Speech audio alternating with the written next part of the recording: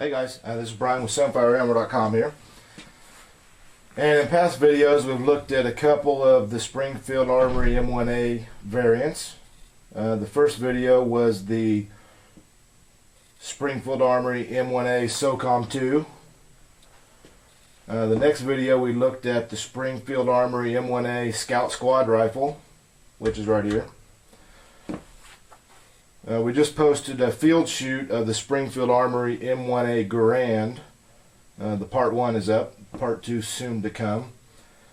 And even though a bench top on the M1 Grand was not done, there was extensive background and history on the Grand given during the range shoot.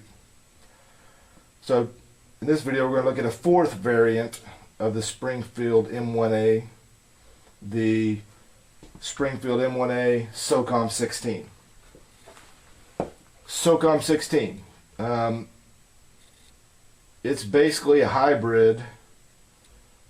It has a lot of features of the Socom 2 and a lot of features of the Scout Squad rifle. It is equipped with a 16-inch barrel, tritium front sight, and the muzzle brake off of the, or shared with, the Socom 2. It shares with the Scout Squad the forward mounted optics rail in the Scout position. It does not have the full rail fore end as the Socom 2. One difference between it and the Scout Squad rifle is the Socom 2 and the Socom 16 here both have the storage stock that allows you to put a cleaning kit in here. Why that option is not, or why that's not incorporated on the Scout Squad rifle, I cannot tell you.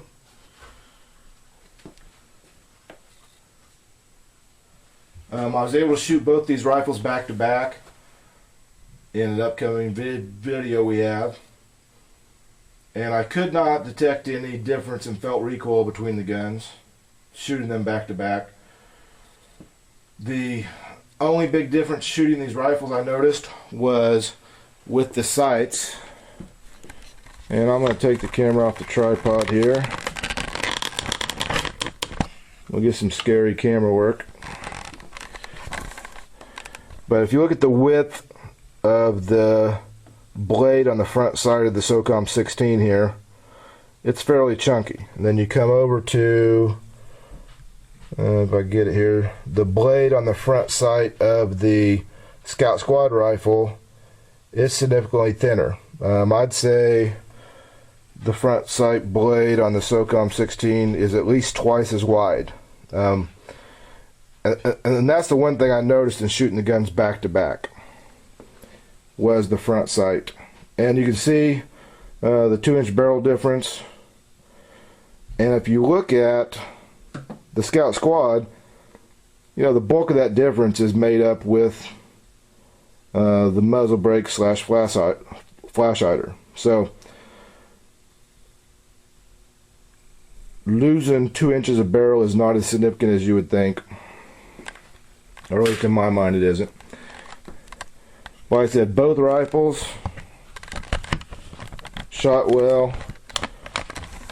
The only negative about the field shoot was operator error, and that was that I had to shoot both guns offhand because I had my rifle rest there, and my plan was to zero in both rifles because I haven't done it for a while, and check the zero on my iron sights and check the zero on my red dot. But I inadvertently only took 20 round magazines, which did not allow me to use the rifle rest.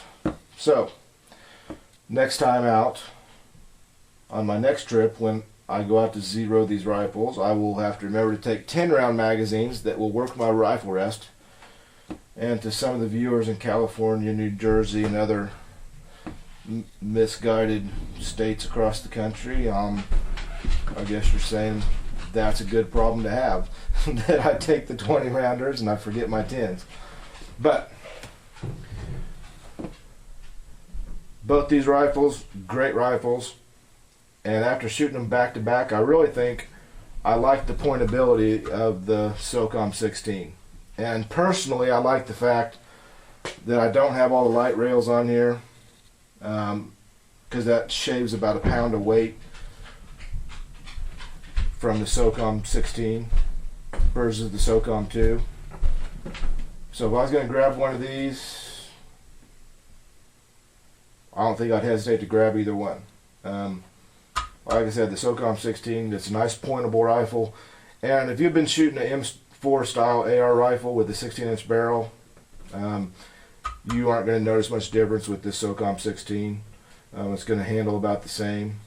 The weight, you aren't really going to notice the weight difference that much. So keep that in mind if you're looking for an M1A. But in reality, you know, I haven't shot an M1A yet that you can go wrong with. It's all personal preference on what options you want to be able to equip your rifle with. Like I said, I give a thumbs up to the Socom 16, and like I said, we haven't given the thumbs down yet on a single M1A. The design's been around for a long time because it's a great design. The gun shoots well. So look out for part 2 of the M1A Grand and the field shoot on the Springfield M1As head to head. Thanks.